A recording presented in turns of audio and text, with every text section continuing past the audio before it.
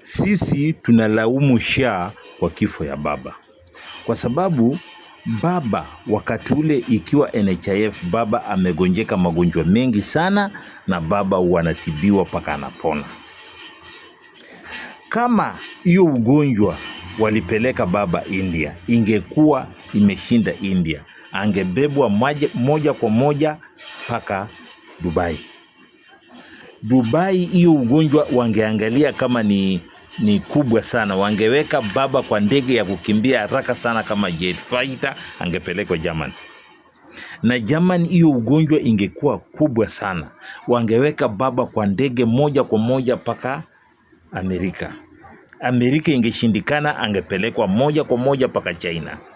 Sasa SHA imekuwaje? SHA inapeleka baba India peke yake, na hatujawahi kusikia amepelekwa kwa hospitali nyingine India, na amebaki India paka amekufia India.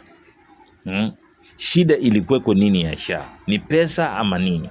Baba angesungushwa kwa hospitali zote kubwa kubwa, hiyo ugonjwa baba angepona, kwa sababu miaka yote baba amegonjeka magonjwa makubwa paka kupasuliwa kichwa, kufanywa nini, na baba tunaona akiwa mzima. Sasa SHA inatakana SHA irekebishwe, kama kuna marekebisho kidogo inatakana irekebishwe, SHA ifanye kazi kama zamani NHIF.